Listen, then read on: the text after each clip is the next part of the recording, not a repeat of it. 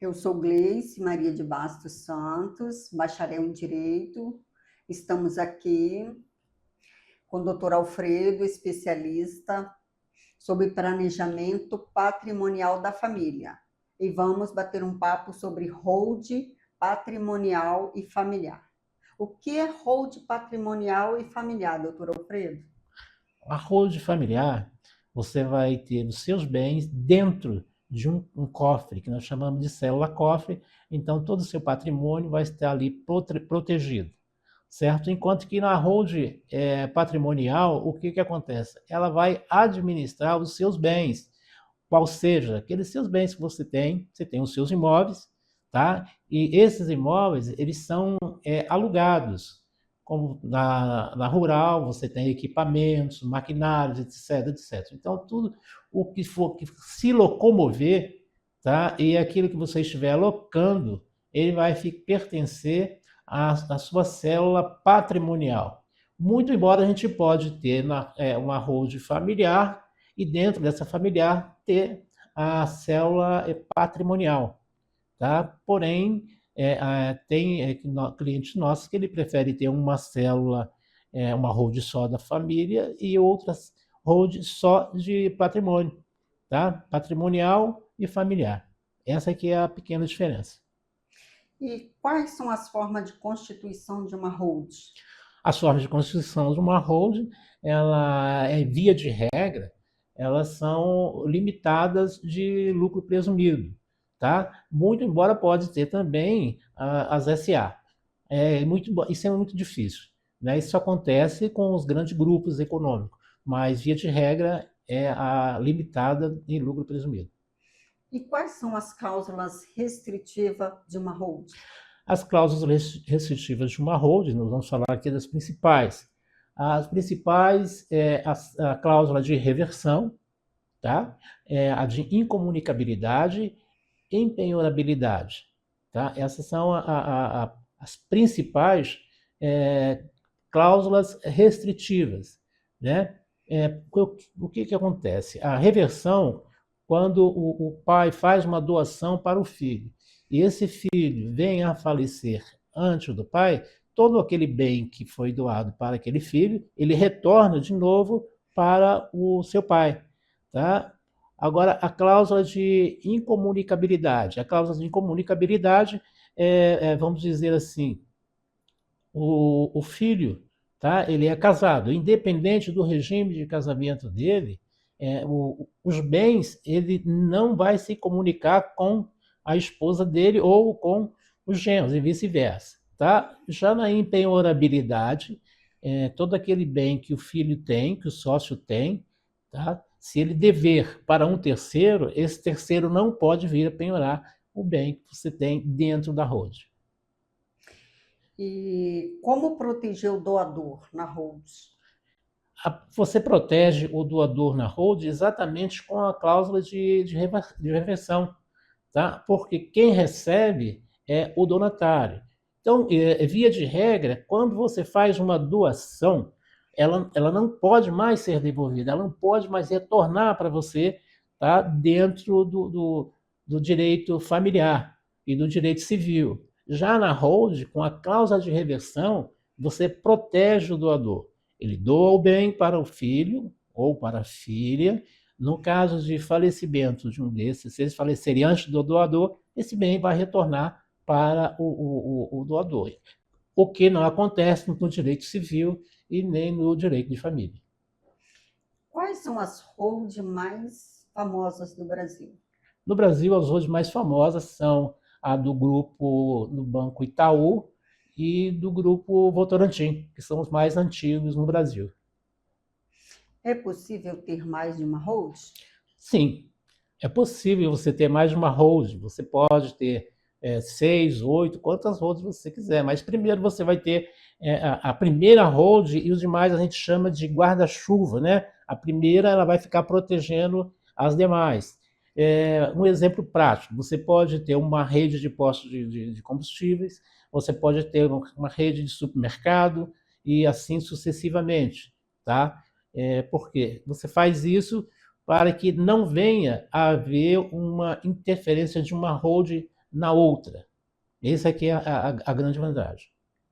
E o que fazer para proteger a legítima na hold? Essa parte aí, a sua pergunta é bastante interessante, porque não adianta você constituir uma hold, né, omitindo informações. Por isso que quando nós vamos fazer a primeira entrevista com os nossos clientes, se faz necessário que ele esteja com toda a sua família, tá? Não omita informações. Estou falando isso porque se você tem um filho fora do casamento e ele é omitido da gente no início da nossa entrevista e durante a estrutura da hold, o que vai acontecer? Esse filho aparece futuramente, ele vai querer a parte dele. E com isso, o que acontece? Se você não deixou uma parte reservada para esse filho, ele vai buscar as vias judiciais. Buscando as vias judiciais, automaticamente essa hold ela vai ser nula. E quem será o administrador da hold? A hold terá um administrador permanente? Sim, toda hold ela tem que ter um administrador permanente, porque o administrador permanente normalmente são os pais que são os administradores permanentes, e eles vão ficar do início até o final. Muitas pessoas deixam de constituir hold com medo de perder o comando dos seus negócios, porque demorou anos e anos para constituir um patrimônio, e tem medo que os filhos coloque eles no asilo e assuma a frente dos negócios. Então, por isso é que tem um administrador permanente que ele vai ficar à frente do negócio enquanto ele estiver vivo, exceto se houver algum problema de saúde. Mas tudo isso já está no acordo de sócios, na razão social tem lá um acordo de sócios, essa cláusula é importantíssima, né? Ali vai estar dizendo quem vai ser o substituir quem na ausência do administrador permanente. E a hold evita conflitos societários? Essa é uma das partes fundamentais da hold, porque a hold evita muitos conflitos. Você imagine uma família, o pai ele conhece os filhos, tá? Os pais conhecem os filhos. Isso é uma coisa muito evidente. Ele não conhece os terceiros. Os terceiros são genros e noras, tá? E quando você constitui uma hold, os seus filhos eles estão protegidos, tá? Estão protegidos contra terceiros, tá? Então por isso que é muito importante você constituir uma hold, tá? O quanto mais rápido você puder, tá? Para isso é preciso que você tenha uma ajuda, né? Faça consulta com especialistas, no caso o advogado. E quando falece alguém na hold, como ficam as cotas? Olha só, as cotas, vamos dizer que, vou citar um exemplo aqui. Digamos que são dois sócios, né? Um veio a falecer, tá? Então a cota dele, as cotas dele vai para os herdeiros dele, para os filhos, tá? Mas digamos que os filhos desse sócio não querem a parte dele, eles querem liquidar, aí faz a liquidação, tá? E faz-se o pagamento para o sócio. É claro que vai ser feito tudo conforme está no contrato social da hold. E quando o administrador falece, o que acontece? Quando o administrador falece, eu acho que eu já mencionei anteriormente, nós temos lá uma cláusula chamada cláusula de gatilho. Tudo isso já está no acordo de sócios, né? Aí já passa automaticamente para aquele que já foi decidido que assumiria o lugar do administrador. E quais são os impactos da hold na sociedade? Veja bem, os impactos da hold na sociedade é que ela vai evitar conflitos, ela vai evitar que filhos ficam se degladiando entre eles. Temos casos práticos aí em nossos escritórios de filhos pararem de falar com irmãos, falar com irmãos, né? E então o que acontece com a hold? A hold, ela, na ausência dos pais, o que acontece? Já ali cada um já tem os seus bens, tá tudo certo, porque você vai ter o quê? Cotas. Então, esse é o seu bem, porque o patrimônio em si, ele está dentro de uma célula cofre, tá? E a holding, ela não morre, porque quem morre é a pessoa física. A pessoa jurídica, não. A pessoa jurídica ela vai permanecer para sempre. Então, a holding é uma proteção tanto para os filhos e também para as gerações futuras, como os netos. Ok. E qual é a importância da hold versus inventário? A importância da holding versus inventário, interessante a sua pergunta. O inventário, ele, de um modo geral, ele demora de 10 a 20 anos ou mais. Eu tenho casos aí em que o inventário já passou dos 20 anos, né? Por quê? Porque no inventário, a primeira coisa que tem que ter é dinheiro, tá? Você pode ter vários patrimônios, mas não tem dinheiro. Aí os herdeiros eles não vão ter como abrir o processo de inventário, porque o inventário você tem que pagar impostos, que é o ITCMD, né? Entre outras coisas. Você tem que pagar cartório, você tem que contratar advogado, você tem que pagar custas judiciais, enfim. Então, você vai gastar muito, tá? E eu tenho casos, por exemplo, no estado do Rio, de clientes meus que deixaram vários patrimônios, patrimônio na capital do Rio de Janeiro, no interior, tá? Digamos uma monta aí de 10 milhões de reais na época, né? E o que aconteceu? Tudo foi diluído. Por quê? Porque não tinham capital para poder gerir e administrar o patrimônio. Então, a vantagem da hold versus inventário é essa, porque na hold você não tem inventário, tá? Você pode ver que as grandes famílias de fortunas imensas no Brasil, você não ouviu falar aí, porque pelo menos eu não me lembro, de falar de inventário da família da Globo, do Roberto Marinho, do Grupo Votorantim, eu não me lembro. E ninguém ouve falar que houve inventário ou que houve disputa entre eles no processo de inventário. Há pouco tempo houve o desenlace do Abílio Diniz, do Grupo Pão de Açúcar. Ninguém ouve falar deles sobre inventário. Tá? Por quê? Porque todos eles já deixaram a sua vida estruturada, que é a hold, tanto para ele como para as gerações futuras. E somente o advogado pode fazer hold? Não. Não é que somente o advogado. Pode ser o contador, o administrador. Nós temos casos no nosso grupo aí que até engenheiros estão aí, engenheiros médicos estão estudando, aprendendo a trabalhar com hold, para fazer as suas próprias hold, tá? O que acontece? A hold, ela não é privativa da Ordem dos Advogados do Brasil, tá? Porém, se faz necessário, é indispensável a presença do advogado, porque você tem que ter a assinatura do advogado numa hold. Você não consegue constituir uma hold sem a assinatura do advogado. E depois geram conflitos na frente, né, entre filhos, quem vai resolver vai ser o advogado que vai solucionar as questões jurídicas. E qual a realidade para se ter uma hold?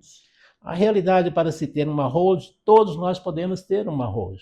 A realidade, quem faz é você, tá? Porque nós temos uns países aí, Estados Unidos, na Europa, isso é uma coisa, a hold já é bem antiga, né? Há pouco tempo nós tivemos pessoas que moram nos Estados Unidos que nos procuraram para constituir uma hold.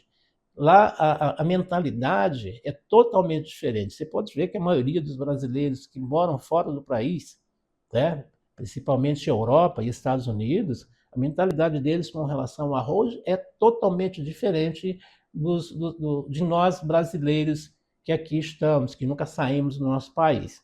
Tá? Então, a realidade da hold é você quem faz. Tá? A realidade da hold hoje ela, de uns tempos para cá, ela vem crescendo a cada dia que passa, porque as pessoas vão entendendo o que é hold, tá?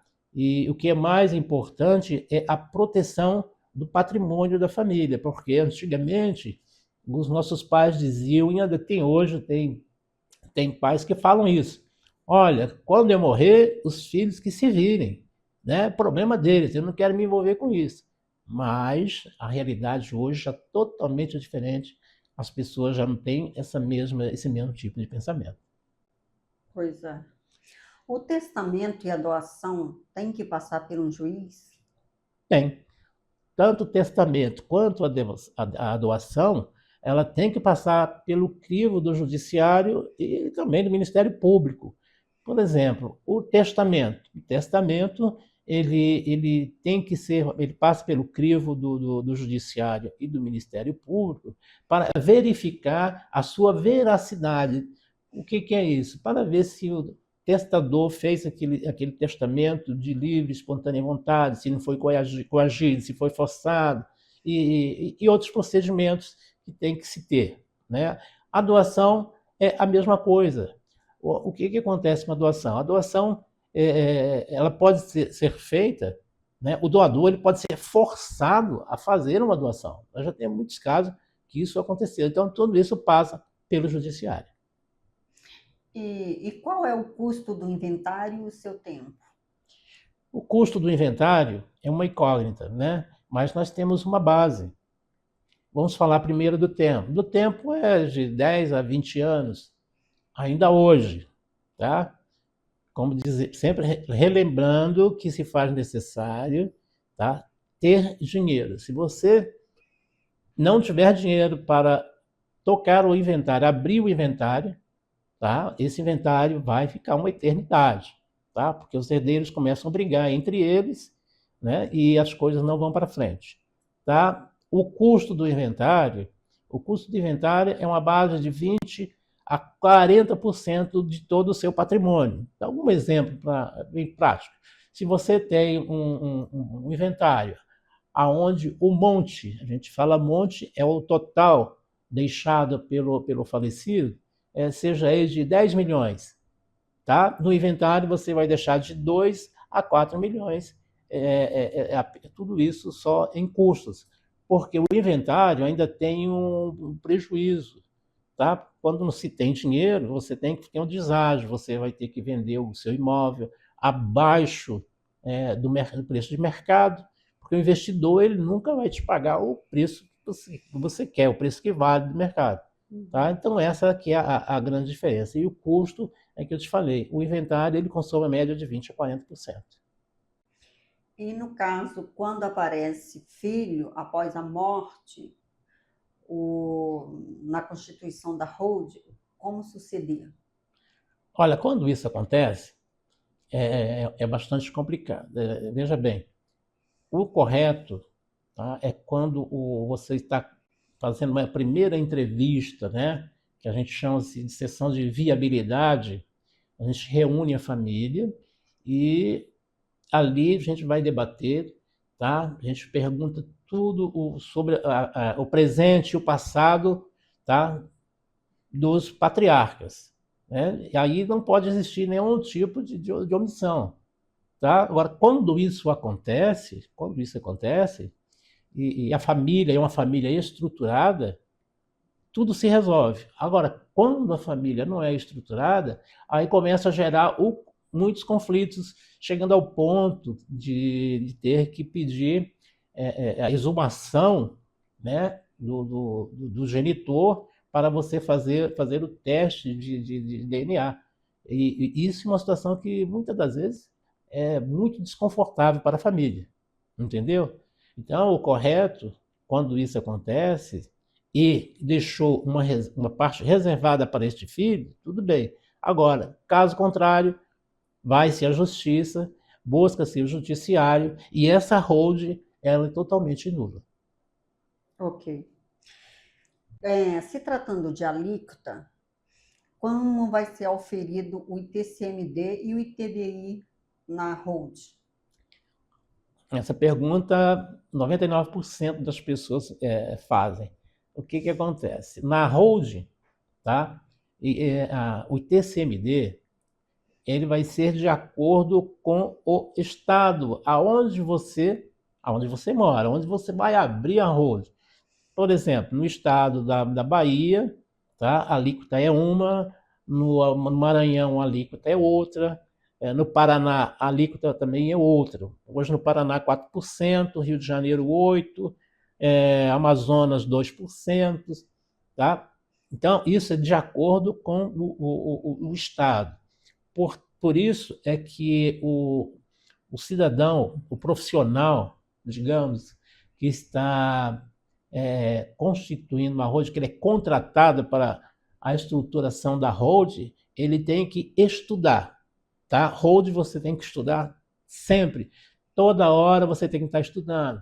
Eu posso, veja bem, eu posso constituir uma hold hoje aqui em Maringá, no Paraná, tá? E amanhã eu vou fazer uma outra hold. Eu tenho que voltar, ok? Eu tenho que ler a legislação da cidade aqui e do estado. Eu tenho que ver essas coisas. Ah, mas por que da cidade? Porque daqui a pouco eu vou chegar lá no ITBI. E do estado é pelo ITCMD. Então, não adianta você falar, eu abri eu fiz uma hold ontem, vou fazer outra hold, eu não preciso nem olhar na lei, não. Você precisa, sim, constantemente ler a lei. E com relação ao ITCMD, nós temos agora uma nova decisão que vai acontecer daqui a pouco no STF, né? E o que é mais interessante vai ser a partir de 1º de janeiro de 2026, que as alíquotas elas vão sofrer não vamos dizer assim, aumento, não, vão sofrer uma grande alteração com relação ao que é hoje. Porque você veja bem, nos Estados Unidos, a alíquota lá é 40%, né? No Chile, aqui perto é 25%, e no Brasil o máximo é 8%. Então, nós já temos aprovado no Congresso Nacional, essa lei vai entrar em vigor também a partir de 1º de janeiro de 2026, onde a alíquota pode chegar até 21%. Embora seja gradativa, mas no Brasil as coisas, né, nem sempre acontecem conforme está na lei, sempre acontece um pouquinho mais. Quando fala que é para até 2028, nós podemos ver que vai ter estado aí que já está preparando para pedir já 15% a 20% a começar de janeiro. Com relação ao ITBI, nós, na construção da hold, tá? Você não paga ITBI. Por que você não paga ITBI? Porque você não está fazendo venda. Você está fazendo o quê? Você está transferindo o seu patrimônio da pessoa física para a pessoa jurídica. Você não está fazendo venda para terceiros. Agora, tem em algumas cidades do Brasil, tem prefeituras que estão cobrando uma diferença. Ou seja, digamos que você tem na sua declaração do imposto de renda, o seu imóvel ele está lá por R$100 mil. E o município tem uma avaliação que aquele seu imóvel vale 500 mil. Então, o município quer cobrar a diferença nos 400 mil. Ele quer te cobrar lá 4% sobre os 400. Isto é inconstitucional. Por quê? Porque no artigo 156, no seu parágrafo 2º, inciso 1, parágrafo 2º, lá diz que da imunidade da transferência, tá, do seu imóvel para da pessoa física para a pessoa jurídica, tá? Porque o governo, ele que te dá isso como incentivo. Essa é uma forma de dar um incentivo às pessoas, tá? De você tirar o seu imóvel da pessoa física e passar para a jurídica.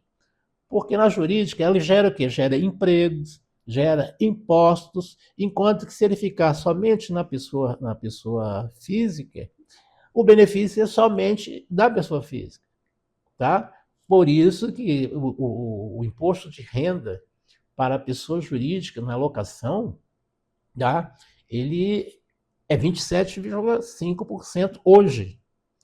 A partir de janeiro, ele deve chegar aí de 38% a 40% nas locações e mais a sua contabilidade, que você vai ter que ter a sua contabilidade. Então, digamos que se você tem a sua locação e, e você não tem a sua contabilidade, obviamente você vai ter problemas com o fisco, com a Receita Federal. Pois é. Doutor Alfredo, sabemos que o domicílio civil e o domicílio fiscal são diferentes. O domicílio da hold, qual é a melhor forma de escolher o domicílio fiscal por uma hold? Muito bem, muito boa essa pergunta sua. O domicílio fiscal ele é diferente, tá, do seu domicílio civil. Muitos colegas advogados não sabem dessa diferença, né? Acha que o domicílio civil e fiscal é o mesmo. Se você observar na sua declaração de imposto de renda, lá em cima tem uma parte onde a Receita pergunta se você vai fazer alteração do seu domicílio, tá? Houve alteração do seu domicílio? Você vai dizer, não, ali você vai responder, não houve alteração, tá? Porque o domicílio da pessoa, do seu domicílio civil, ele é onde? É onde você está. Esse é o seu domicílio civil. O domicílio fiscal é onde você declara, tá? Por exemplo, nós estamos aqui na cidade de Maringá, mas eu vou construir uma road com um endereço lá do Amazonas, de uma cidade do Amazonas, tá? E qual vai ser o domicílio fiscal dela? Vai ser onde eu colocar lá. Mas eu não fui lá. Mas eu aqui, quando eu constituir a road, tá? Eu estou colocando domicílio fiscal, vai ser na cidade tal, estado do Amazonas. Então, lá que é o domicílio fiscal. Um exemplo, aproveitando essa sua pergunta, veja bem, então eu estou aqui, eu tenho uma empresa, eu vou abrir a empresa Cofre aqui em Maringá, no Paraná, e vou abrir uma outra empresa que a gente chama Destino, que é onde a gente vai fazer as doações. Então eu abri a empresa Cofre aqui no Paraná e vou abrir a célula Destino, que é a empresa Destino, lá no Amazonas, tá? Então, o que vai acontecer? Quando eu fizer as doações, que eu tiver que pagar os impostos, eu vou pagar os impostos da onde? Eu vou pagar ITCMD lá. De Amazonas. Exatamente, porque lá é 2%. Exatamente. Enquanto que aqui no Paraná é 4%. Você entendeu? Então, como eu tenho um grande patrimônio, seja lá de 100 milhões, 80 milhões, 2% é muito dinheiro.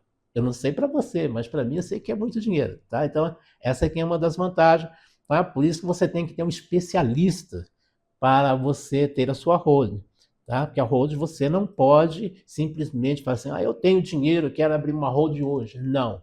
A holding tem que ser, conforme eu estou falando para você, tem que ter um estudo antes, que a gente chama do estudo de viabilidade, tá? Porque a holding pode ser para todo mundo, mas nem todo mundo pode ter holding, tá? Porque tem gente que quer constituir holding para poder enganar terceiros. Isso não pode. Não pode. Também sabemos que na hold há doações e as doações no direito civil, elas podem ser arriscadas. E na hold elas são mais seguras. Sim. A doações na hold, ela é segura e eu vou dizer a você, essas perguntas são constantemente feitas para a gente. Por quê? Porque na hold, igual eu falei para você já uma vez, na hold você faz a doação para o seu filho, tá? Mas nós temos na hold a cláusula de reversão. Então, se o filho morrer antes de você, tá? Essa doação não vai lá para os netos, vai para a nora, por mais que eu ame eles. Não. Ela retorna para mim, tá? Entendo. Toda essa doação ela vai retornar para mim novamente. Tá? Enquanto no direito civil... No direito civil, aí ela vai direto para os herdeiros. Tá? Exatamente. Então, digamos que se não há herdeiro, há só a nora ou o genro, vai para eles. Tá? Já no sistema da holding, com a cláusula de reversão, isso não acontece. Maravilha. E com a nova lei tributária, o que vai alterar nos aluguéis?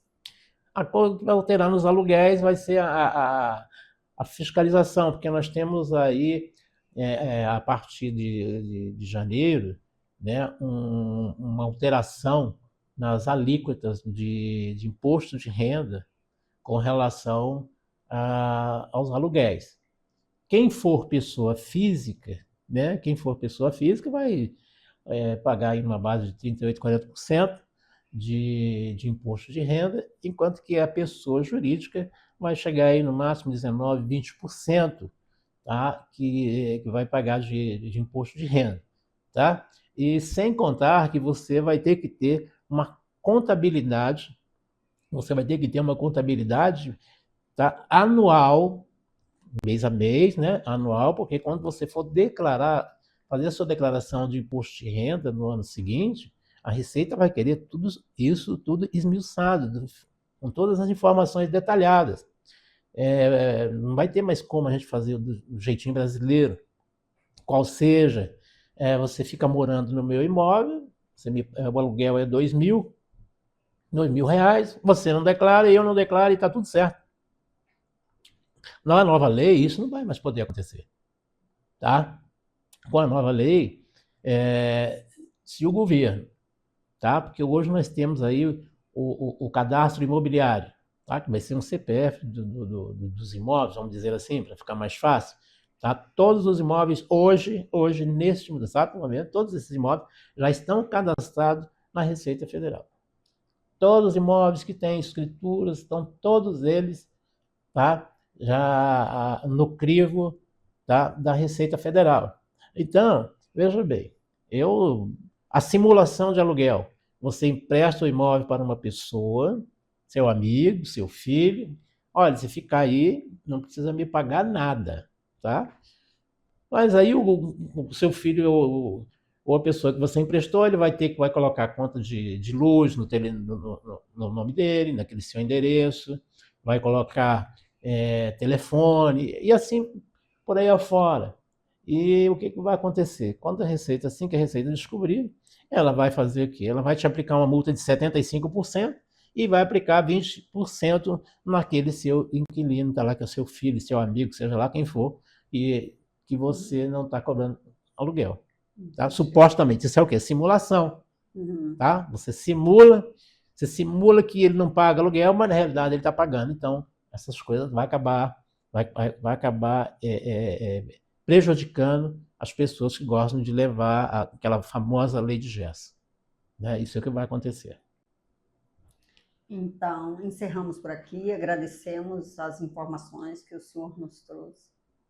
Não, eu aqui agradeço a doutora, esse bate-papo é muito importante, né? Eu queria até deixar aqui o meu endereço, tá? O nosso escritório aqui em Maringá, na Avenida Getúlio Vargas, tá? Número 266, sala 806. Tá? E temos também o nosso escritório na cidade de Volta Redonda, no estado do Rio de Janeiro, no centro também de Volta Redonda, na rua Major Aguiar, número 65, sala 801. Tá? E eu fico fazendo essa ponte, né? Maringá, Rio, Maringá, Rio, Rio, Maringá. E a gente vai tocando. Eu que agradeço a doutora pela oportunidade e qualquer dúvida, e quando precisar, e as pessoas que precisarem, nós estamos aqui à disposição. Muito obrigado.